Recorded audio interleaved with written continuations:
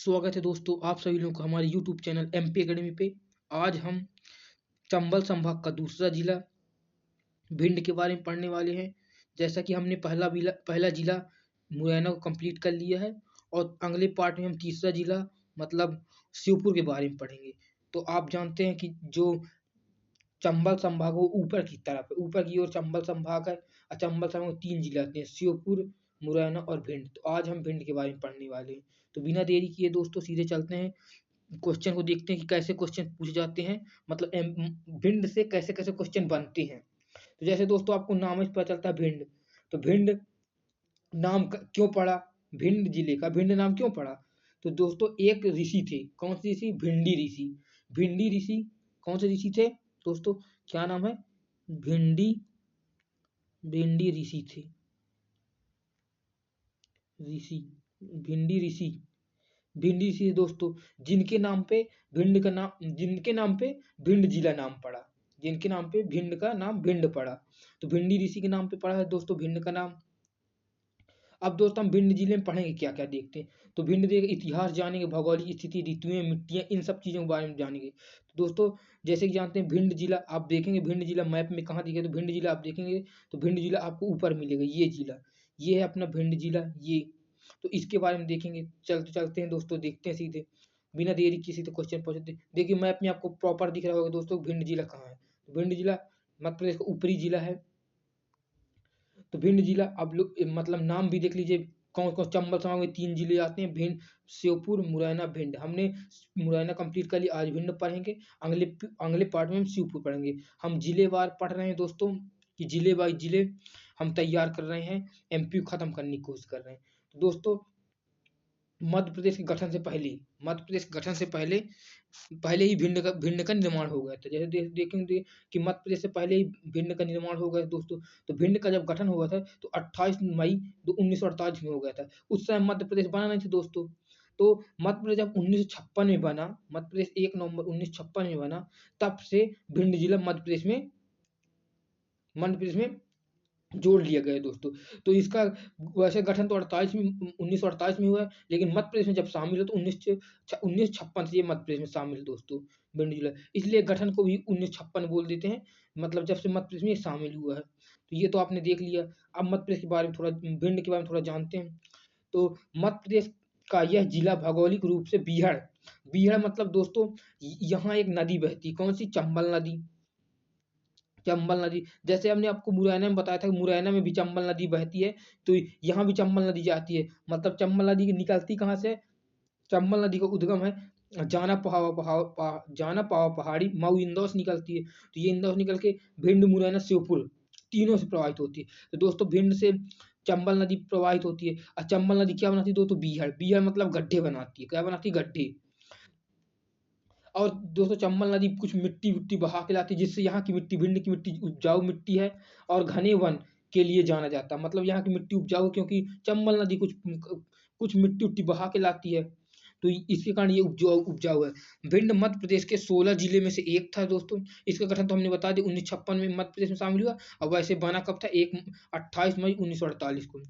तो देखते हैं दोस्तों, और प्रत्येक बार जानते हैं। तो इसमें दोस्तों देखते हैं कितनी तहसीलें हैं। तो देखते हैं भिंड में दोस्तों 3 तहसील, भिंड में दोस्तों 9 तहसील है। कितनी तहसील है? 9 तहसील। कौन कौन से दोस्तों? भिंड है, अटेर है, मेहगांव है, लहार है, रौन है, मिहोना है, गोहद है, गोमरी है और मऊ है। तो दोस्तों आपने नाम तो सुन लिया। तो दोस्तों जो अटेर है, यहाँ भिंड में अटेर का किला है दोस्तों। क्या है आपको याद रखना? अटेर का किला। अटेर का किला है दोस्तों, एक तो याद रखना अटेर का किला है अटेर तहसील में। और दोस्तों गोहद तहसील में भी गोहद का किला है। किसका दोस्तों? गोहद। ये इंपॉर्टेंट क्वेश्चन दोस्तों पूछा जाता है, गोहद का किला। गोहद का किला दोस्तों कहाँ मिलेगा आपको? भिंड में। कौन से? गोहद तहसील में। तो इतना तो आपने देख लिया।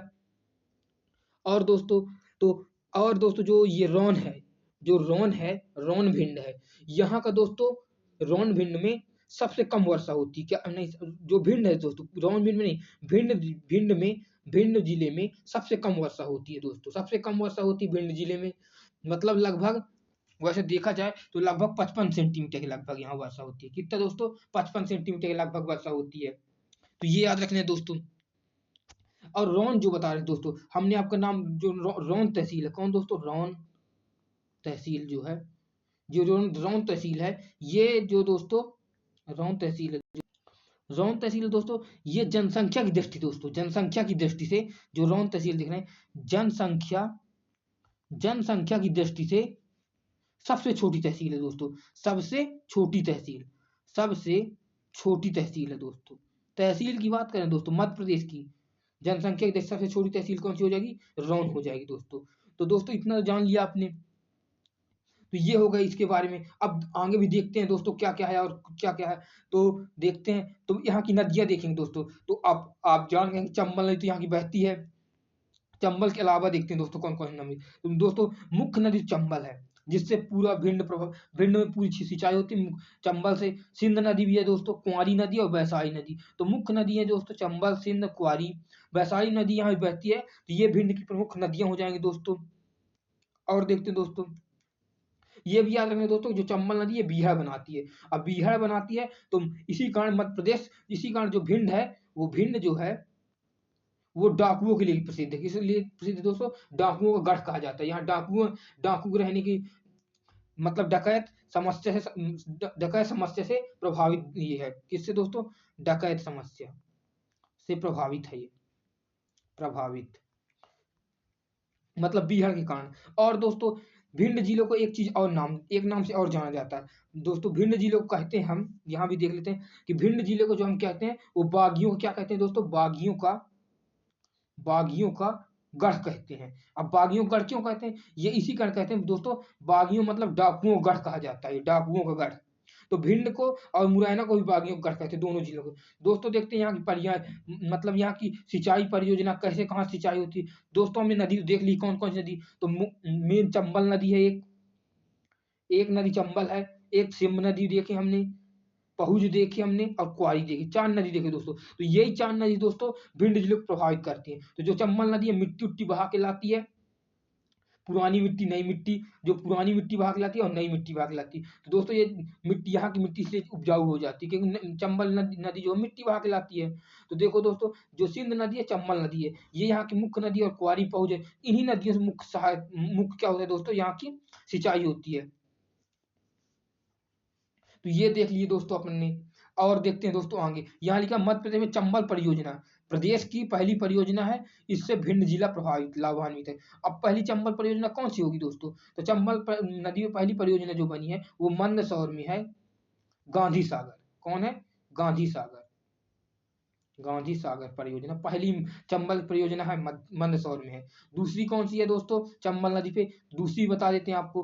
पहली तो हो गई कौन, गांधी सागर। दूसरी है दोस्तों राणा सागर, जो कहाँ है, चित्तौड़गढ़ में, राणा सागर परियोजना। और तीसरी है दोस्तों जवाहर सागर, जो कहाँ है दोस्तों, काकोटा में। तो तीनों परियोजना आपको चंबल नदी की याद रखनी है दोस्तों। तो ये हो गया। अब आगे देखते हैं दोस्तों, तो हमने मतलब क्या पढ़ लिया अपन ने, सिंचाई परियोजना पढ़ ली। अब यहाँ की भौगोलिक स्थिति देखते हैं, तो देखते हैं दोस्तों कहाँ कहाँ है। तो जैसे आप जान लिए दोस्तों, भिंड कहाँ है, ऊपर है।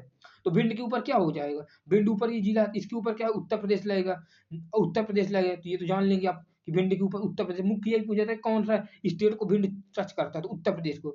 और दक्षिण में देखेंगे दोस्तों दतिया है यहाँ, और यहाँ ग्वालियर है, दतिया मेन है, ग्वालियर। पश्चिम में देखेंगे दोस्तों यहाँ साइड तो मुरैना है, और पूर्व पूर्व में आपने देख लिया क्या है, देखो दोस्तों पूर्व में तो उत्तर प्रदेश है, पश्चिम में क्या हो गया अपना, पश्चिम में हमने देख लिया क्या है, पश्चिम में इसके मुरैना है, दक्षिण में आपने देख लिया दतिया है, और उत्तर प्रदेश में देखेंगे दोस्तों, उत्तर में देखें तो राजस्थान है। तो ये याद रखना, उत्तर पूछा नहीं जाता, मेन पूछा जाता क्या राज्य को टच करता, तो ये उत्तर प्रदेश आएगा।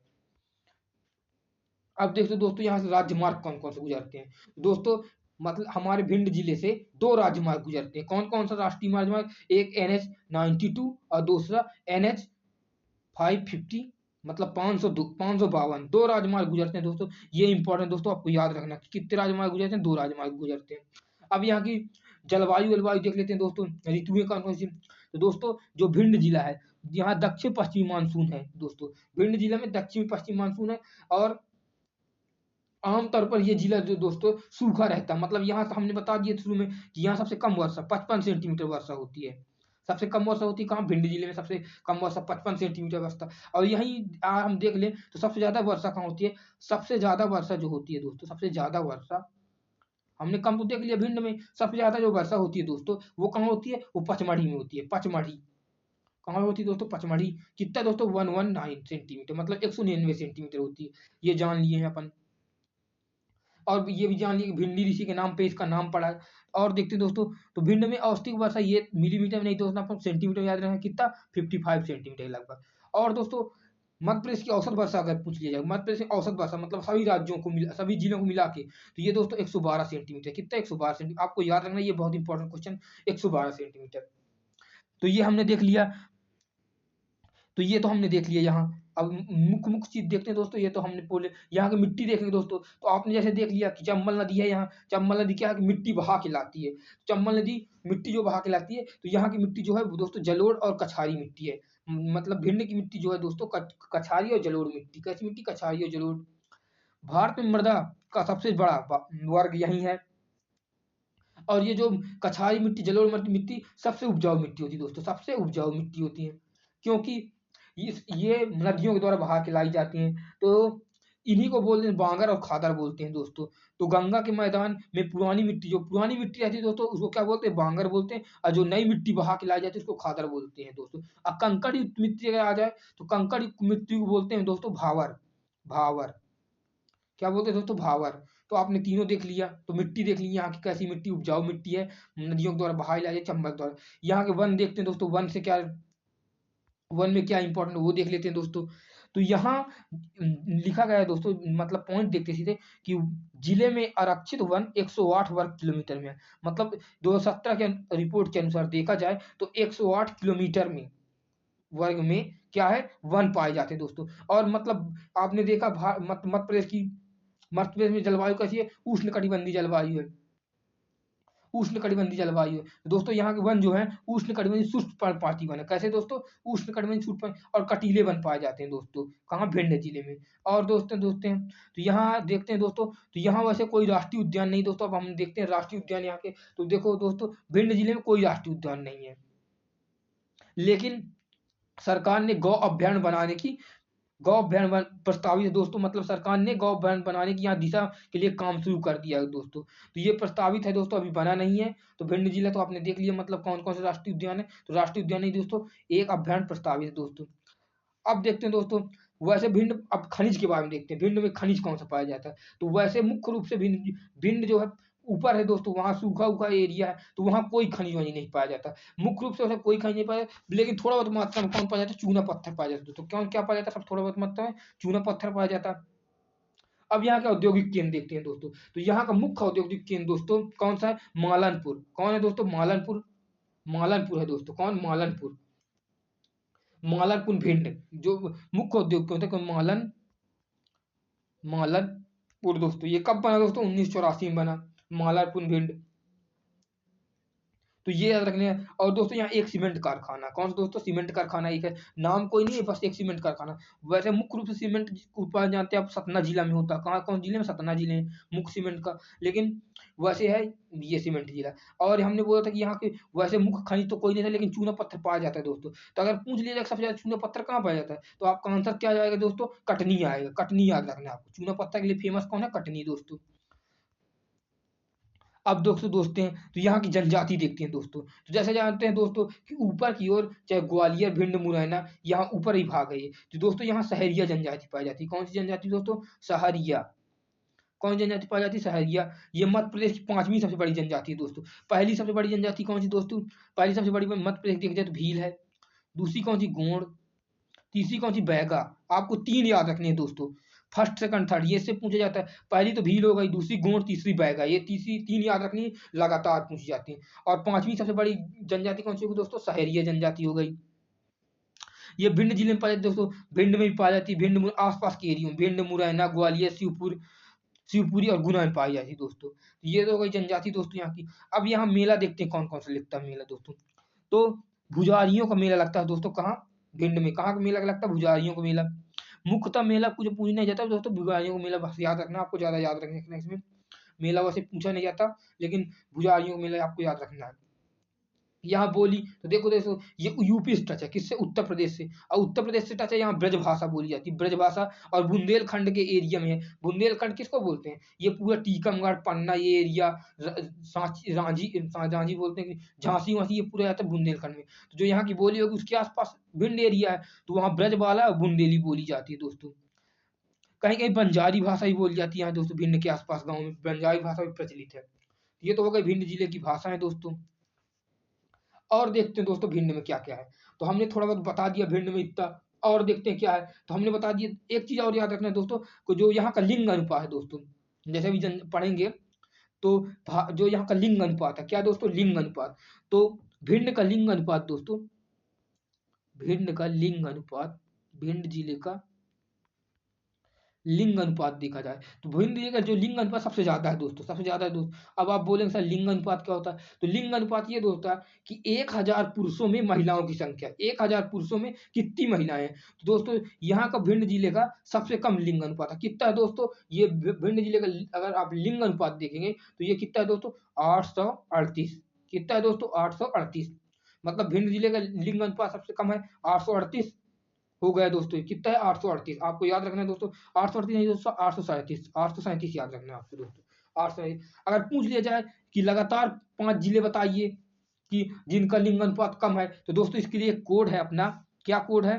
आपको याद रखना है कि 5 लगातार सबसे कम लिंग अनुपात वाले जिले हो जाएंगे। भीम, गंदा है दोस्तों। क्या गंदा है? भीमगंधा, भीमगंधा 4 याद रखना है, नहीं याद रखना। भीमगंधा आपको याद रखना। कौन-कौन हो जाएगा दोस्तों? पहला हो जाएगा भिंड, बी से हो जाएगा भिंड, दूसरा हो जाएगा मुरैना, तीसरा हो जाएगा आपका दोस्तों ग्वालियर, ग्वालियर, चौथा हो जाएगा दोस्तों आपका 10 से हो जाएगा दतिया। तो 4 याद रखना है दोस्तों आपको। 5वां है से भी है हरदा, लेकिन आपको मुख्य 4 याद रखना, भिंड, मुरैना, ग्वालियर, दतिया। तो 4 ये हो गए। तो सबसे कम लिंग अनुपात कहाँ का है? भिंड का। आपको याद रखना कितना? 837। इतना तो याद हो गया आपको दोस्तों।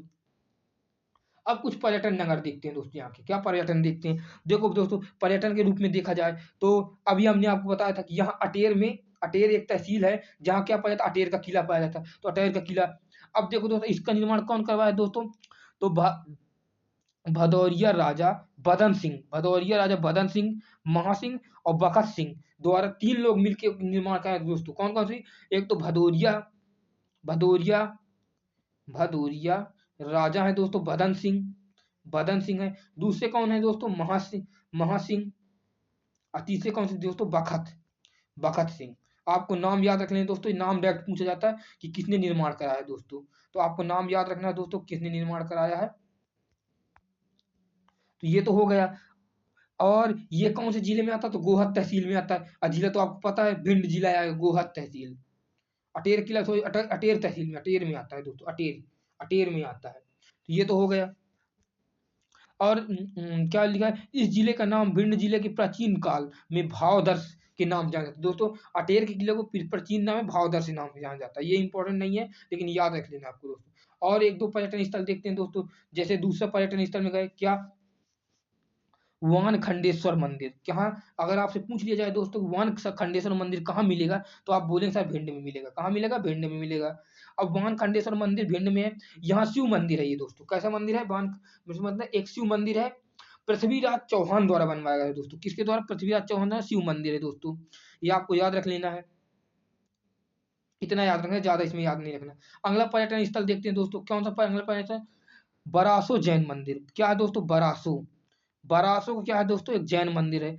जैन मंदिर पूछे तो बरासो जैन मंदिर है दोस्तों। यहाँ भगवान जो महावीर हैं उन्होंने यात्रा की थी। यह एक प्राचीन मंदिर है। ये अस्तित्व में कब आया? क्षेत्र में आया जब भगवान स्वामी ने यहाँ की यात्रा की थी। कौन? महावीर स्वामी। तो आपको याद रखना बरासो, बरासो जैन मंदिर कहाँ है? तो आपसे डायरेक्ट पूछा जाएगा दोस्तों बरासो जैन मंदिर कहाँ है? तो आपको बताना है दोस्तों भिंड पे। ये याद रखना है दोस्तों। अगला पर्यटन स्थल देख लेते हैं दोस्तों। तो अगला पर्यटन स्थल दोस्तों अपना कौन? नारद, नारद देव मंदिर। अगर आपसे पूछ लिया जाए नारद देव मंदिर कहाँ है, तो आप बताएंगे दोस्तों नारद देव मंदिर जो है वो कहाँ है? भिंड पे। कहाँ है दोस्तों? भिंड में। ये याद रखना है आपको कि नारद देव मंदिर कहाँ है? भिंड में। और ये भी एक शिव मंदिर है दोस्तों। अभी हमने एक मंदिर देखा था, वो भी शिव मंदिर था, ये भी शिव मंदिर है। अभी हमने जो मंदिर देखा कौन सा देखा था दोस्तों? अभी आप बोलेंगे सर बरासो मंदिर देखे थे, बरासो जैन मंदिर था। उससे पहले हमने एक मंदिर देखा, बरासो तो क्या था, जैन मंदिर था। उससे पहले हमने एक मंदिर देखा, कौन, वानखेड़ेश्वर मंदिर, ये एक शिव मंदिर था। और अभी हम देख रहे हैं कौन सा, नारद देव मंदिर, ये भी एक शिव मंदिर है। तो यहाँ महर्षि नारद ने पूजा की है दोस्तों, कौन, महर्षि नारद। अब नारद के बारे में सभी जानते हैं, कौन, महर्षि नारद। नारद ने पूजा पूजा की। तो नारद मंदिर पूछ लिया जाए तो कहाँ है, आपको पूछ बोल देंगे दोस्तों, भिंड जिले में है। तो ये तो हो गया कुछ पर्यटन स्थल दोस्तों। एक दो और पर्यटन स्थल बताते हैं, उनको भी देख लेते हैं। तो गोहद, गोहद का किला तो बता दिए दोस्तों, गोहद तहसील में आता है। और गोहद का किला राजा कौन बनवाया, राजा महासिंह ने बनवाया, राजा महासिंह।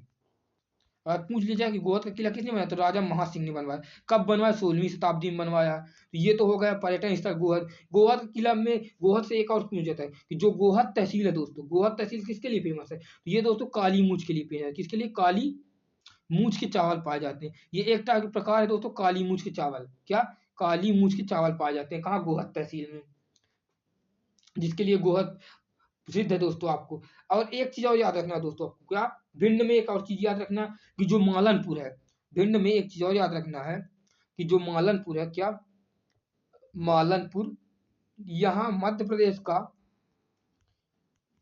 दूसरा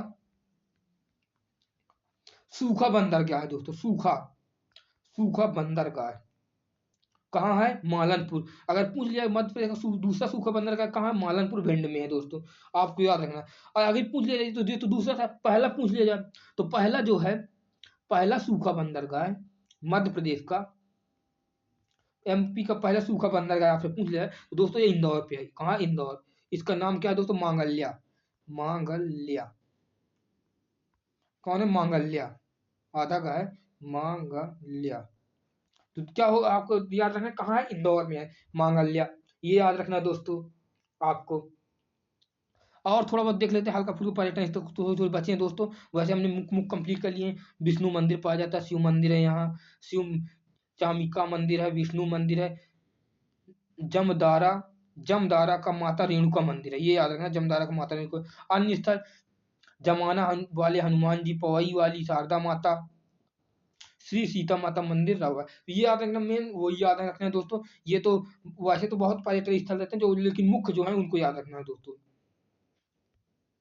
तो अभी हमने सब कुछ बता दिया दोस्तों। अब आपको क्या एक बार रिकॉल करा देते हैं, थोड़ा बता देते हैं दोस्तों। तो हमने बता दिया दोस्तों जो भिंड जिला है वो किसके लिए, बीड़ है और डाकुओं के लिए प्रसिद्ध है। और हमने बता दिया दोस्तों कि भिंड में गोहद, भिंड के गोहद को क्या कहा जाता है दोस्तों, भिंड के जो गोहद तहसील है उसका दूसरे उसको क्या कहा जाता है, गोहद तहसील को कहा जाता है दोस्तों, धान का कटोरा कहते हैं। किसका, धान का कटोरा, गोहद तहसील को धान कटोरा कहते हैं दोस्तों। यहाँ धान की बहुत ज्यादा मात्रा में धान का उत्पादन होता है दोस्तों, तो धान का कटोरा कहते हैं दोस्तों। अब वैसे पूछ लिया जाए कि धान मतलब गेहूं, मतलब धान का वैसे सबसे ज्यादा उत्पादन कहाँ होता है, सबसे ज्यादा उत्पादन होता है दोस्तों बालाघाट पे, बालाघाट तहसील देखा जाए तो। लेकिन धान का कटोरा किसके बोलते हैं, भिंड जिले को बोलते हैं।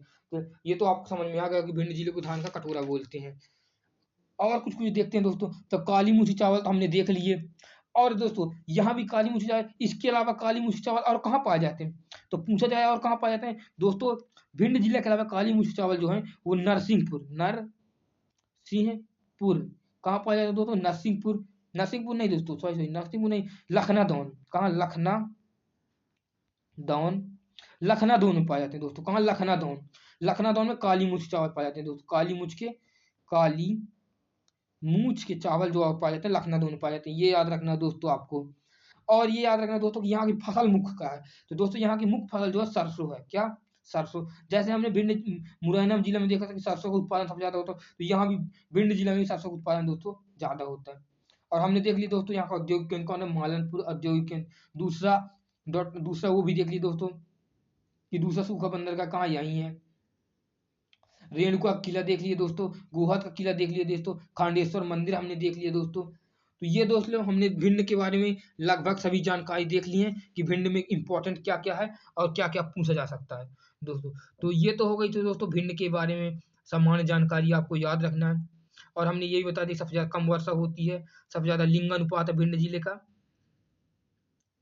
और एक चीज भूल रहा है दोस्तों, क्या भूल रहा है एक दोस्तों, आपका आपका एक चीज भूल रहा है कि जो भिंड जिला है, क्या दोस्तों, जो भिंड जिला है, भिंड जिला ये बाणकेश्वर मंदिर देख बता दिए दोस्तों यहाँ। और हमने क्या बता दिया यहाँ, चंबल के बीहड़ भी बता दिए दोस्तों, ये सब बता दिए अपन ने। भिंडी ऋषि बता दिए। एक दो तथ्य भूल जाते हैं दोस्तों, कौन से भूल गए कि हमने यही बता दिया कि सबसे कम वर्षा कहाँ होती है, भिंड में होती है। और भिंड के मऊ तहसील में सबसे कम वर्षा होती है। किसमें, भिंड के मऊ तहसील में। मालरपुर औद्योगिक केंद्र हमने बता दिया। गौहत का तहसील बता दी, गौहत तहसील में गौहत का किला, यही बता दी दोस्तों, इंपॉर्टेंट है। और एक चीज भूल रहे हैं दोस्तों कि रावतपुरा जो है दोस्तों, रावतपुरा सरकार, रावतपुरा सरकार एक है क्या, रावतपुरा सरकार, रावतपुरा सरकार दोस्तों एक स्थान है। रावतपुरा सरकार दोस्तों एक स्थान है जो प्रसिद्ध स्थल है, प्रसिद्ध धार्मिक स्थल दोस्तों। रावतपुरा सरकार एक प्रसिद्ध धार्मिक स्थल है। प्रसिद्ध, अगर पूछ लिया जाए कि रावतपुरा सरकार कहाँ का प्रसिद्ध धार्मिक स्थल है, तो आप दोस्त बोलेंगे कहाँ का, भिंड का। तो धन्यवाद दोस्तों, आज हमारे यहीं पे सेशन कंप्लीट का हुआ। अब दोस्तों हम अगले पार्ट में कुछ मतलब अगला जिला लेके आएंगे जिसको श्योपुर जिला है। तो धन्यवाद दोस्तों। और दोस्तों अपने दोस्तों को लाइक शेयर और सब्सक्राइब जरूर करने को बोलें। और आप दोस्तों इस वीडियो को लोगों पर पहुंचाएं, ताकि जो बेचारे लोग पैसा एफर्ट नहीं कर पाते और तैयारी करने की कोशिश करते हैं, उनको भी ये कोर्स फ्री में मिल जाए। दोस्तों हमने बहुत सारी वीडियो पीडीएफ पे डाल दी, जो आपको पीडीएफ पे मिल जाएगी। तो हमने देख लिया दोस्तों। तो दोस्तों हमने आज भिंड कंप्लीट किया। धन्यवाद दोस्तों।